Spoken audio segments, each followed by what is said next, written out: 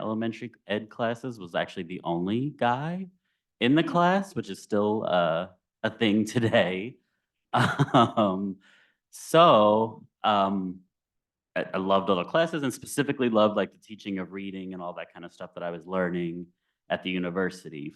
Graduate, remember getting my very first teaching job at Pine Grove Elementary School, which is in Delray Beach, Florida.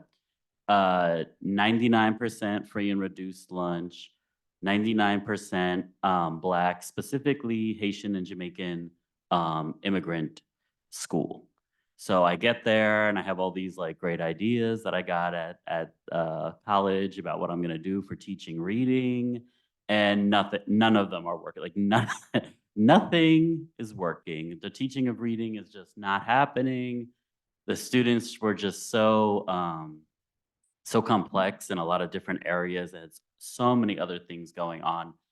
And I was like, okay, this is really frustrating to me because I love reading. I want them to love reading. And I hadn't come to terms with the fact that not everyone is going to love reading yet. Um, so I was like, okay, since I love school, let me go back to school and work on a master's specifically in reading to see if I can learn some new things because I want to fix this. I don't want these kids to not be able to read. I want them to love reading like I did. Um, so I'm working on that, working on my master's in reading education. At the same time, the district that I'm teaching in, Palm Beach County School District, adopts a new curriculum called the Units of Study from the Teachers College in Columbia. And I'm like, oh, wow, this is so great. Look at all these books. And I will say there were a lot of books that came with that curriculum, which was a good thing. And I mean the books were, I felt like they were diverse. I felt like they were multicultural. And I'm like, oh, this is great. All these books. And they even sent me. I was one of the chosen ones to go to Teachers College for a week, and that was a big, really big deal at the time. But what I found interesting was everything that I was learning at the university was not lining up with what I was learning from the school district and Teachers College, and there still was no reading going on. So believe it or not, I actually got a little, I got kind of got frustrated and tired, and I decided to go back to school again for a PhD. And I wanted to still focus on literature, but this time I kind of shifted away from the actual teaching of reading to something more like working a more diverse angle with literature. And I wanted to focus on specifically like LGBTQ families and their presence in elementary literature. And I really wanted to find out what elementary school teachers, or why they would not include this type of literature in their classroom, because I was frustrated with the reading process in general. So I was like, I'm going to shift gears a little bit. Loved that. Loved the whole PhD experience. Graduated, and then I actually, similar to Lindsay's current job, started a role as a district literacy specialist or coach, and we had like 15 elementary schools that we worked with, and we did do support on how it like teaching reading and things like that. But I was lucky enough to do a lot of social justice literacy teaching, specifically LGBTQ literacy inclusion in elementary school, and it was great. I was loving everything. And then we had the elections of 2016, 2020, and we got a new governor in the state of Florida, Governor DeSantis. So with his election comes a lot of laws and rhetoric, specifically the Don't Say Gay legislation that really impacted elementary school. When that came, my whole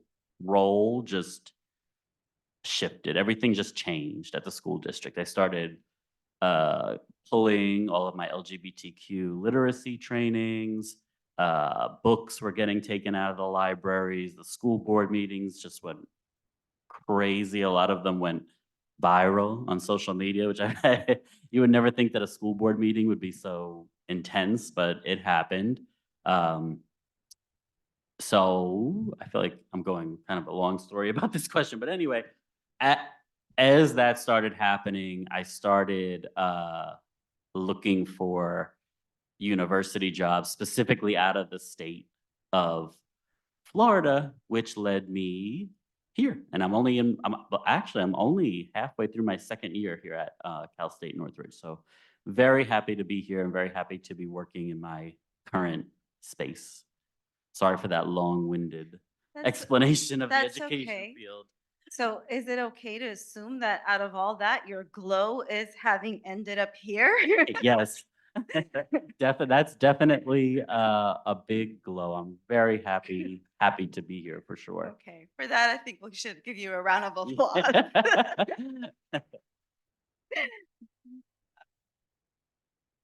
But that is a lot. You did experience a lot Yeah. there. Yes. Okay. And just, I mean, I know you were saying like you dealt with a lot though, the frustration of having gone through the Columbia College. I mean, was it just that there are different philosophies and like the what was being taught there and like the So curriculum what I will was say different about methods? the experience at Teachers College in Columbia is they're a great marketing team. You go there and you feel like, wow, I am important. I really matter. Like, and this is great. And you go and they actually take you into a church and there's chanting and cheering and it's like a real it's but you're there and you're like, wow, like they're treating me like a respected adult. You don't get that a lot in an elementary school campus. And I'm on my own schedule. They're feeding me breakfast. They're making me feel like I'm important. They're making me feel great. So of course I want to buy your curriculum because you're making me feel good about myself. And honestly, I just think a lot of teachers, myself included, we just didn't know. We didn't know any better, and we're like, wow, this is so great. Of course, we want this reading curriculum, which it really isn't even really a curriculum. It's just a bunch of books for your classroom. But who wouldn't want that as a teacher? So I guess what I was asking, I'm thinking, was it lined up to the science of reading? No. Okay, that's what I wanted to know. No. In the back of my mind, I was No. thinking, was No, it it was uh, actually based on the science of it reading? really no, No. their Okay. whole their whole program is basically give kids good books that Okay. relate to the mirrors, sliding glass doors, the windows. Give kids good books that they want to read, and they will read them. Okay. So they don't do any like teaching of how to read. It's more so give them a book, give them a quiet space in the classroom to read, and they'll magically start reading, which didn't work. For me, at least it didn't work. Thank you. So tell us about your current role right now here at the university. Yeah, so like I said, I'm halfway through my second year here at CSUN. So I'm an assistant professor of elementary literacy education. And in my role, I'm pretty much only working with our advanced, like our graduate teachers. So teachers that have already been teaching for 3 years or more. I teach in our advanced literacy certification program. So our reading and literacy added authorization, our reading and literacy specialist credential, and our MA in elementary education and literacy.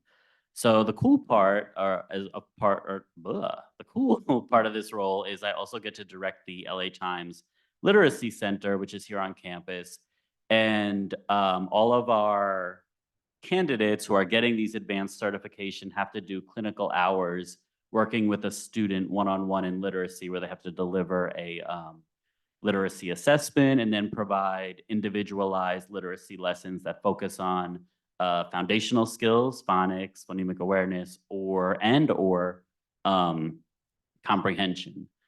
So that has been really great. We're now, let's see, we pretty much reopened the center last summer um, with, I think, almost 40 students from the community and 54 teachers from LAUSD. We are fortunate to have a pretty large grant through the Balmer Foundation that actually covers the tuition and costs for teachers in kindergarten through third grade at LAUSD to participate in this program and earn their advanced certification in literacy for free, which is great. So we opened that last summer. We served, like I said, 40 elementary students in the community. They would come once a week for 2 hours. They would get literacy tutoring, so it's serving a community need also. And our adult CSUN students would be able to work on their fine tuning their literacy assessment and teaching skills. We also have a pretty extensive social justice picture book library in there, and we have a lot of different topics where we feel like the kids can really hopefully see themselves in a lot of the books that we have there. So I'll be happy to connect with you about that. Great. Thank you. So if you had the power to add or change anything in your current role for the betterment of education and students, what would it be and why? I think the obvious answer is similar to what Lindsay said, and along with staffing, obviously, funding and money is a big issue in education. I also would like to see a little more focus on our in-service teachers being able to continue on and get these advanced degrees or advanced certification. Usually, finances is an issue, and I would love for there to be some way that and like I said, we're lucky now we have this big grant with LAUSD, but that's going to end. And I would love for there to be some way to continue to offer these services for our teachers who are already in the classroom. Because we are doing a lot of changes, and the state of California is changing a lot to better prepare our future teachers in the credential program, but not so much attention to our teachers who are already in the classroom. Yes, it's hard when grants end because then it's like, Yeah, yeah, exactly. we carry the forward, right? Where do you see yourself 5 years from now? Yeah, I was just saying when you asked this question to Lindsay, I loved her answer, and I turned to Renee and I said, "I hate this question because I never really know what to Right. say to this Who thinks? question." Right. Because if you would have asked me this 5 years ago, I would have told you I love my job, I love what I'm doing, I'm Mhm. never leaving South Florida. So now, asking me now, I pretty much love what I'm doing, and I love being here. So I don't see myself Who knows, right? leaving, but it's just a reminder to me that like elections matter and politics matter when it comes to education. And sometimes we don't think it does, but it really does. But 5 years from now, I hope to see myself still here. I would love to keep adding and growing the literacy center that we have on campus, and hopefully bringing in some bigger partners to provide some funding for that for the center over there. That would be part of your vision in education how do you see yourself as a visionary? Yeah, so I found that question really interesting actually. So I to me it's always fascinating that we have these other fields like entertainment and sports that get so much recognition and award shows and award nights and this and that. And I feel like in education we are doing the most important work and we don't get any of that. So I would love to see some way that education got and I'm not saying we need to have like the Oscars of education, but I would love to see some type of recognition or awards or something like that to give educators really the recognition that they deserve because we really do we really do deserve some type of recognition like That's a great idea. that. What advice would you give current educators and future educators?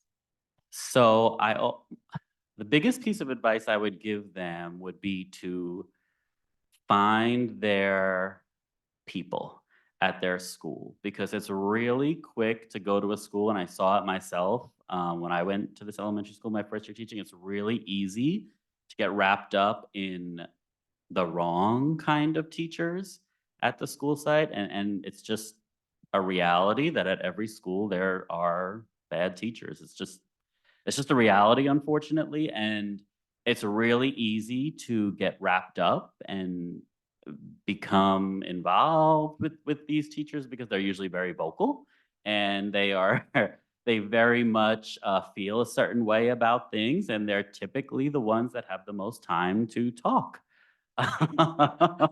It's true.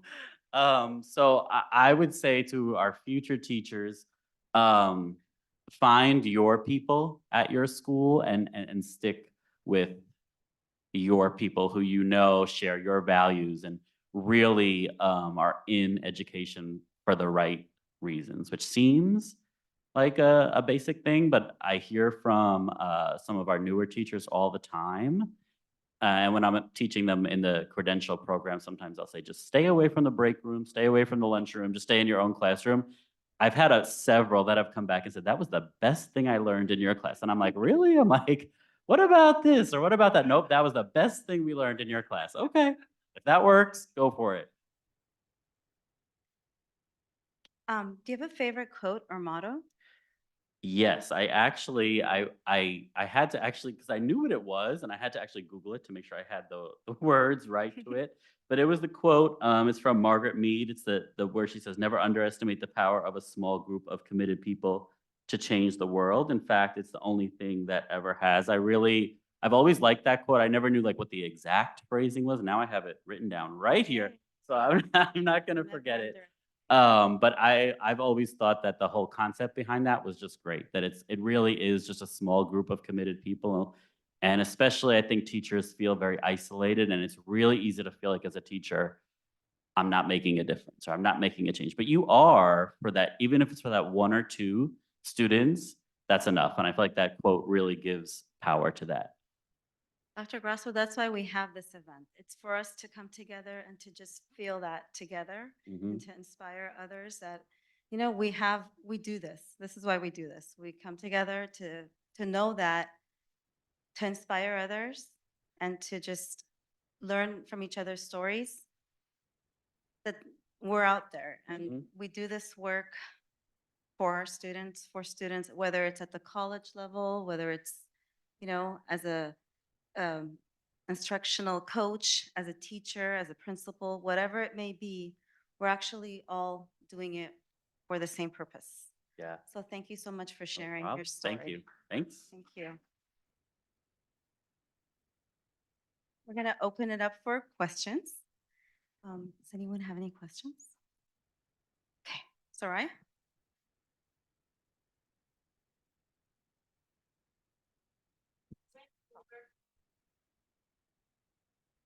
What reading method do you think works? Not the books with the program, the teaching of reading. Of course, it doesn't work.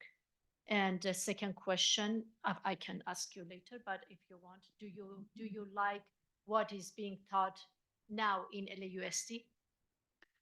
Okay, so first question, I think if I understood correctly, was when, if ever, did I see any progress in the elementary classroom? So I did start to see some progress when I didn't see any progress, to be honest. It sounds really bad, but I really didn't see any progress when I was teaching first or second grade.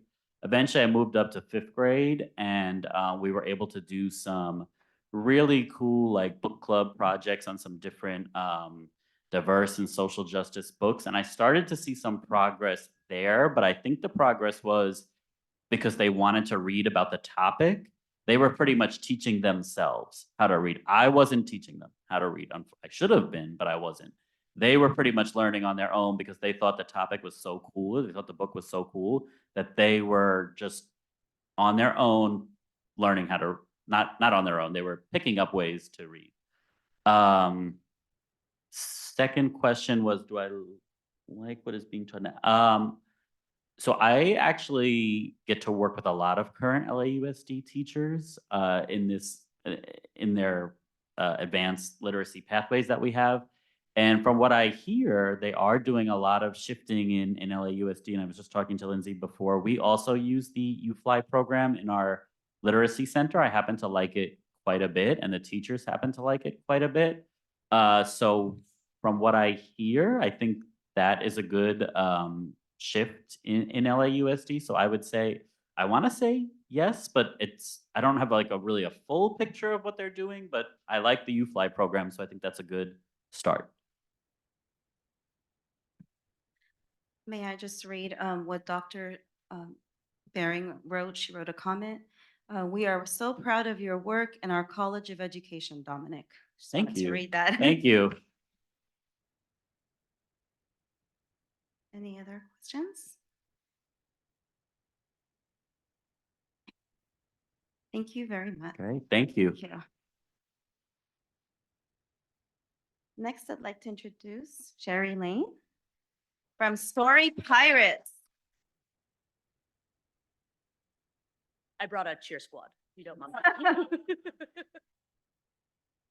So you want to tell us, you know, you want to just tell us a little bit about Story Pirates first so that we can kind of get an idea of Absolutely. how, yeah. So Story Pirates is a educational media organization. So we do a variety of things that really relates to the English language arts. So we have a podcast that's actually one of the #1 podcasts in the world. We do a lot of in-school programming. We have partnerships with online educational platforms like Seesaw. And our main focus is the idea of inspiring kids to be creative.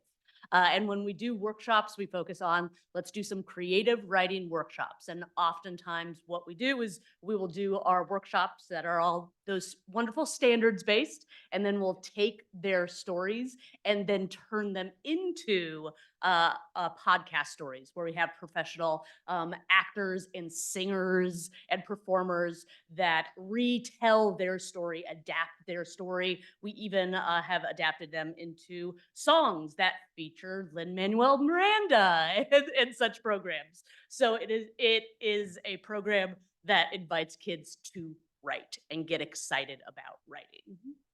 So it's educational. Mhm. And what is your background here? Because you're an alumni here Mhm. from CSUN, of That's right. course. And so what led you into this? I mean, your background here at CSUN was in Well, I came for I just finished my master's in 2021 in educational psychology. I've got my cohort congratulations. right over there. Congratulations. But I am You absolutely. did bring your cheer squad. You weren't kidding. I was not kidding. They're right there. One of them has a shirt with my name on the back of it.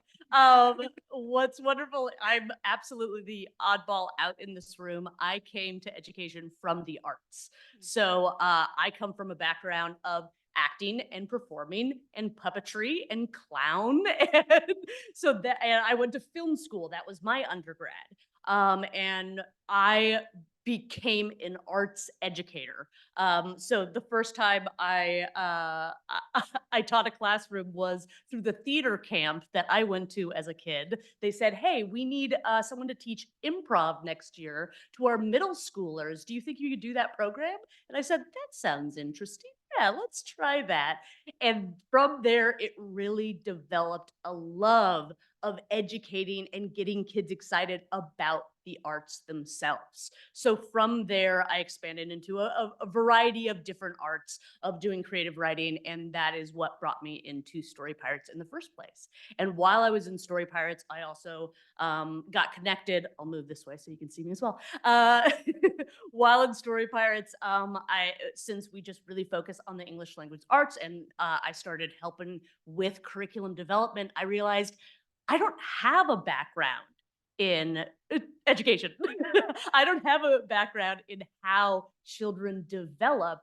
And that's important to me to bring what I have here and have some actual knowledge to be able to understand those standards in the first place when I read them, to really develop the curriculum that's going to help them best. So that's when I decided to go into this wonderful master's program.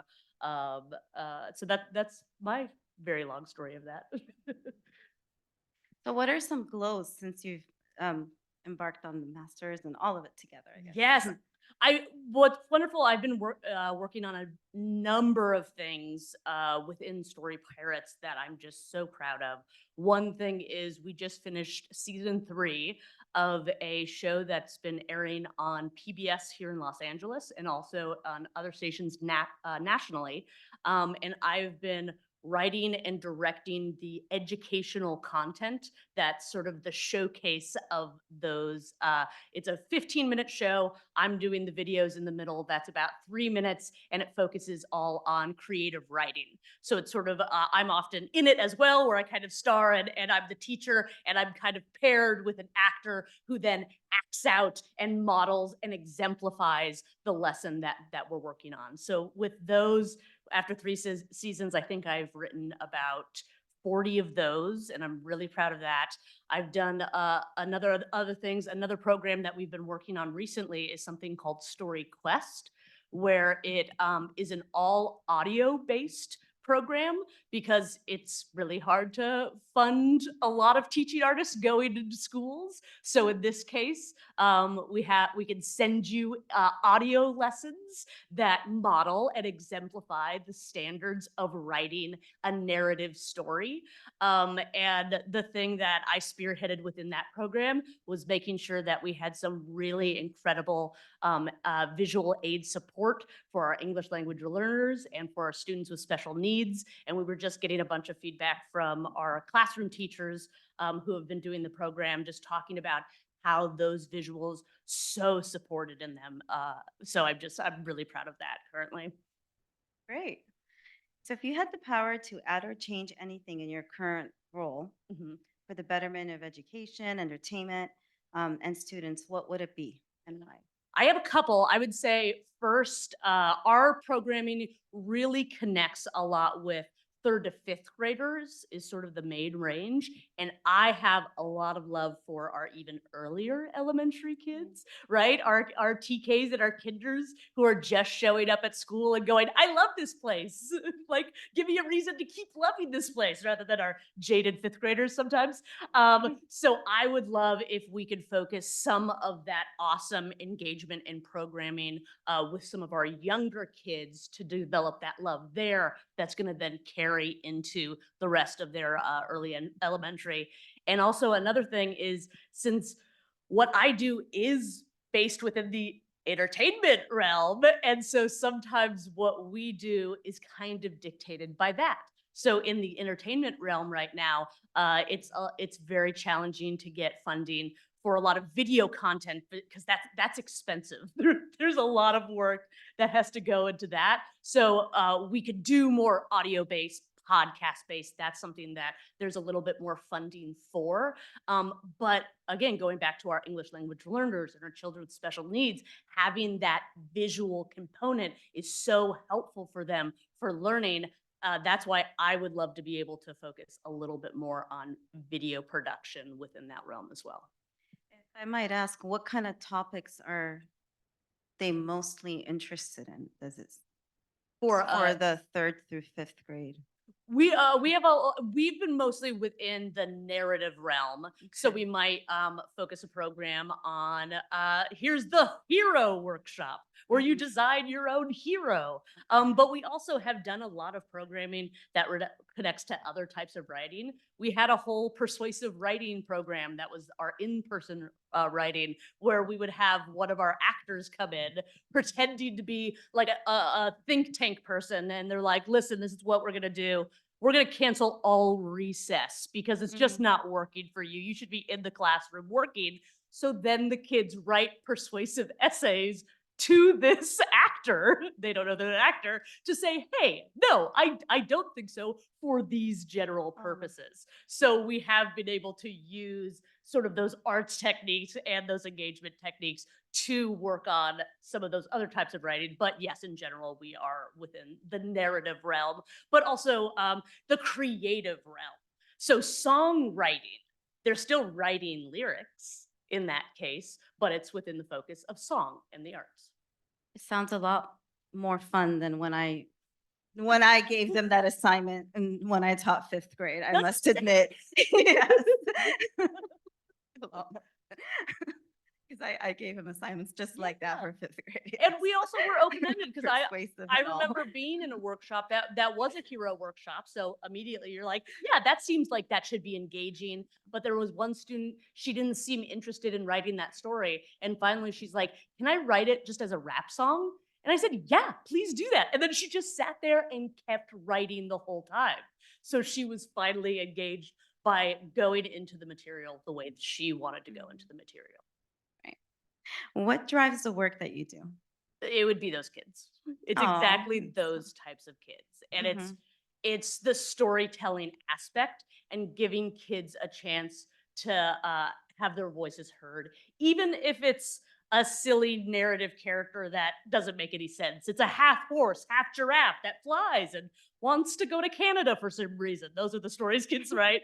But then also you have the kids that use that to tell their own personal story. One of my favorite moments was a child who was diabetic and she had a valve, just had a valve installed in her arm. It was the hero workshop. And she's like, I decided my hero should be diabetic girl. And that's what she does. She's diabetic. That's it. But she just helps people. And so in this case, she was able to essentially put herself into this story and tell her story and make it okay to be diabetic and make it okay to have that valve in her arm. So that's why I do what I do. Where do you see yourself 5 years from now? Again, that's a tough question. I know for me personally, I would love to be a published children's author. I love telling stories myself and getting kids engaged in the writing process. So I love. I've been writing some books in that way, so I'd love to get some of those published. And then within the educational media world, love to be writing, directing more. If anyone has a Sesame Street workshop I'll talk to me about that. Just like within that realm as well. Educational media is where I want to stay in. What advice would you give current educators and future educators? I would say don't have some fun. How about have some fun with it?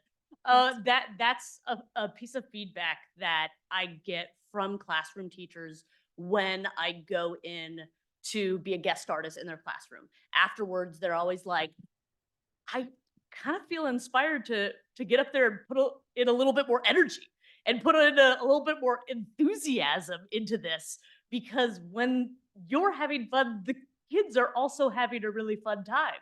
When I ask you for a suggestion for a silly character and you say something to me, I think it's funny. I laugh and I'm engaged and I'm having a really good time. So find moments where you could be involved as well. Uh, that reminds me of a professional development workshop I did with classroom teachers, and it was all about arts integration. And I was talking about that persuasive writing curriculum, and I was letting them know about, okay, this actor comes in and does that, and so I was giving them advice of how they might be able to do that. I'm like, oh, maybe you have a letter from them and you read this, and I was so surprised by one teacher, and she's like, no, I think I want to walk in as the character. I think I should dress up as the character. I should walk in and do that, and then go leave and come back as myself and go, what just happened, kids? And I was just blown away that like I did not expect that from that teacher, but she had this moment of like, yeah, I think I want to have a little bit of fun and engage in this as well. So I invite you to do that. Great. Do you have a favorite quote or motto that you'd like to share? I do. It's very nerdy. It's from a musical called Dirty Rotten Scoundrels that used to be an 80s movie. But the line is an opus to be proud of, though it's written in the sand. And I always connected to that as an artist, but I absolutely see it within the educational field because we're talking about, okay, an opus to be proud of, though it's written in the sand. So that means you spend so much time just drawing out this beautiful, creative, lovely idea into the sand. Maybe you have a stick, you write this beautiful, awesome, amazing music, and then the wave comes in and the wave comes out and washes away all that work you did, but you still did that incredible thing. So as a teacher, it's sort of like that classroom, that kid you work with. You spend so much time, you're so engaged with them to do what they could in that moment. And then they walk out your door and they're probably never going to see them again, which is really hard sometimes. But it's also like, I got that opportunity. That's great. Thank you so much. Thank you. Let's give a round of applause. Thank you. I'd like to open it up for questions. Does anyone have any questions? Okay, start with Tyler. Growing up, I remember watching things like Mr. Rogers' Neighborhood and Sesame Street because that's what was available given the technology and media at the time. How do you feel like now the space has changed for better or worse? And what kinds of shows would you suggest for kids to watch that will keep them engaged? I think it's both a better and a worse place because you have shows that do engage kids, but almost engage kids for the wrong reasons. I can't. Is it Coco Melon? There's a show that they literally did a study about how fast the editing process is, and they have so many quick cuts to the next thing, the next thing, the next thing. So that means it's giving the kids a lot of dopamine to keep watching, but it's not actually providing anything to help the kids out. But on the other hand, media is so important to get kids engaged, right? And it's a great opportunity to model and show and give visuals to explain what's going on. So, you know what? I like it. I'll just pitch the Story Pirates podcast. If you want a good example of media that's going to get a kid engaged, I think that's great, even for the younger kids. I mentioned that, we do focus a lot on 3rd to 5th grade, but even preschoolers listen to these actors like do funny voices and describe what's going on in all these words. And in that case, they're getting really engaged in that media. And it's also screen free in that way. They could listen to it before bed or while doing an activity. They could start drawing, that kind of thing. So podcasts are also a great reason for that, since obviously screen time is a major concern we have. So I'll pitch that one.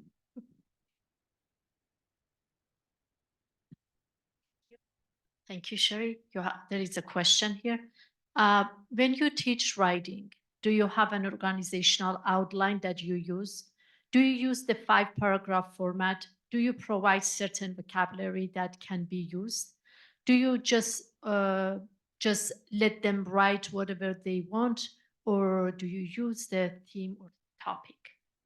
Excellent question. So most of the time we work on your basic 3-story structure: beginning, middle, and end, rather than specifically a 5-paragraph. And often within that, we're very clear with, okay, introduction. We should introduce your character. We should know exactly who they are. Problem: something happened to your character. That we're in the middle of the story. They should try something, and to make this more interesting, it shouldn't work. What should happen next? I'll step away because I'm too loud. And so often, based off grade level, we might have them do more multiple attempts or less multiple, and then conclusion. How does your character feel now that they've solved their problem or didn't solve their problem? So yeah, when we walk in, there is usually a specific structure that we are going for the kids as well. So theme, we might do the hero workshop, but we also might open it up because in that workshop, we talk about the definition of a hero. It's not necessarily superheroes, right? What about Martin Luther King Jr.? That's a great hero. So in that case, we provide a jumping off point for the kid to write something that they are going to be inspired about. Are there any other questions? Okay. Hi, Sherry, big fan. You mentioned it a little bit with the having more energy in the classroom, but do you have other strategies that you would recommend for teachers or educators to do some of this kind of work without having the story pirates come in or use your program? What they can do maybe more short term to get similar results? Absolutely. I'd say engage the kids in doing that fun performance work. So that's sort of, I think someone mentioned, one of our other amazing panelists mentioned the idea of the kids retelling something that they might have read. Instead of just retelling it, what if they act it out? They are in a group and they have to decide, oh, you're this character and I'm this character. And they have 10 minutes to sort of figure out and rehearse what they're doing, and then they get in front of the class and then they do it, and then you as the teacher are almost like the director, and maybe you pause them and go, oh, hold on, I think this character should say a line of dialogue. Remember, that's something we say. What's a line of dialogue that this character might say? Ooh, remember, it's a grumpy character. Can you say it in a grumpy voice? So even though you, as the teacher, don't have to be the performer, engage kids in the performance. They would like to perform for you. They would like to perform with their friends, with their peers. Give them that moment of play in the classroom, and they'll play. Any other questions? Yeah, sorry, yeah. It says, what do you think of Blippi? Oh, Blippi. I haven't watched a lot of Blippi, but yeah, Blippi's in that a little bit like, all right, Blippi, I guess Blippi's a little obnoxious, but but that's definitely within the realm of, okay, it's a character that's going out and showing kids new interesting things. So if nobody's aware, Blippi is, I think it's a YouTube character that will often go like, they'll go to the zoo and they'll show you the elephants, and sort of being very quizzical. But I do think that is definitely for a younger, maybe like a preschool group. So thinking about how we could use the same kind of concepts to our older kids, because if we use that for the older kids feel talked down to, right? It's sort of like, what we're learning today is this. They're going to zone out immediately. So that's what makes educational media at the higher realm a little bit more difficult, because we have to basically just treat them as adults. Like, this is the story you're going to be engaged with. Other questions? Okay. Thank you very Great. much, Sarah. Thank you for having me.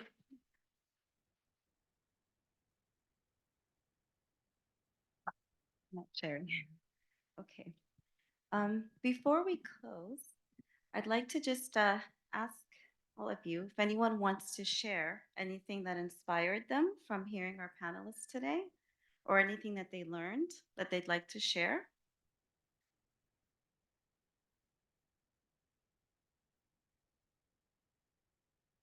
Moment, kind of like a. It's okay.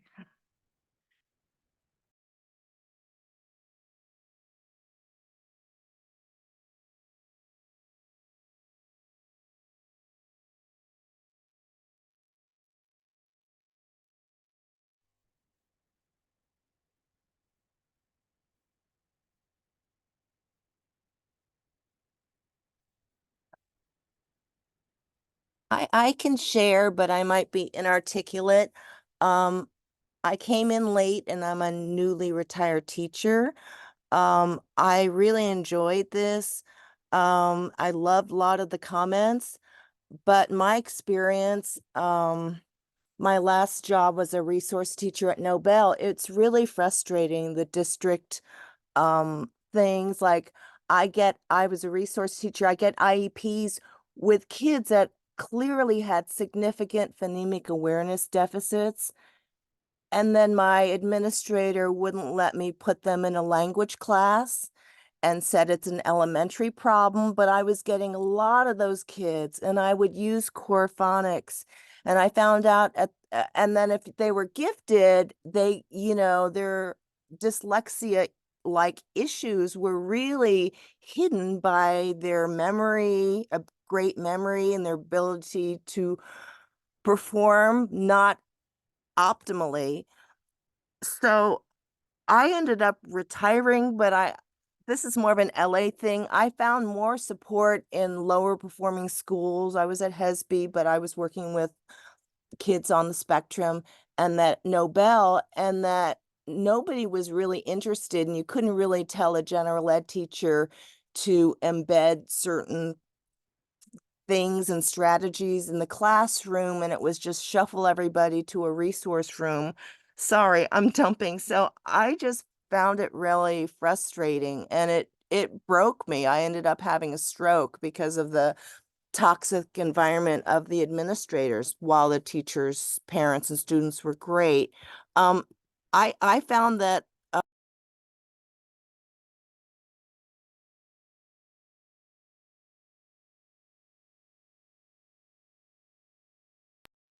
So I found that this was a really supportive group. I found that writing, teaching creative writing and filmmaking was really great with my kids with autism. I like the Nessie websites, Orton Gilling.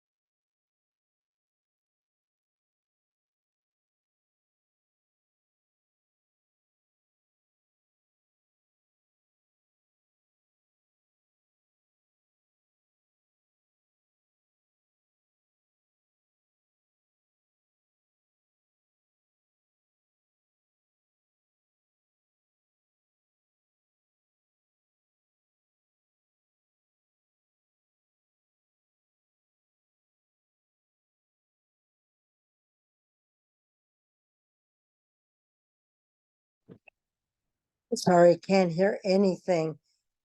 Can't hear anything.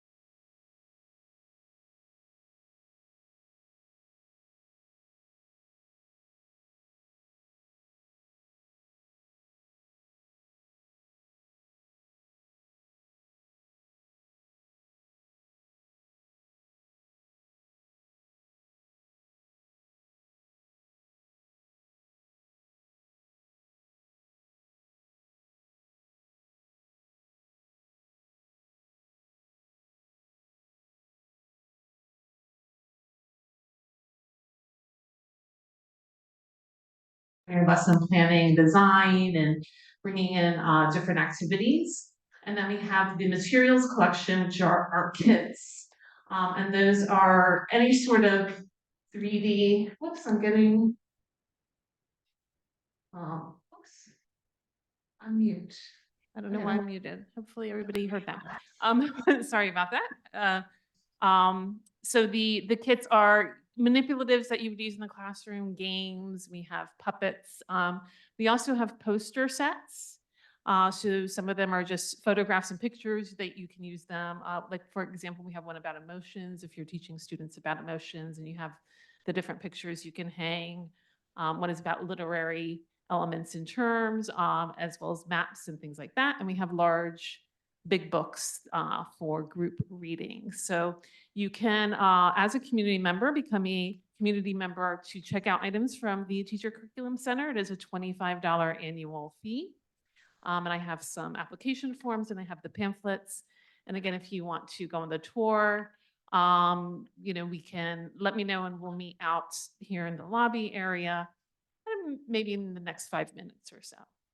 And that's it. Again, thank you so much for being here and to the people on Zoom for coming in. Are we shutting down the Zoom?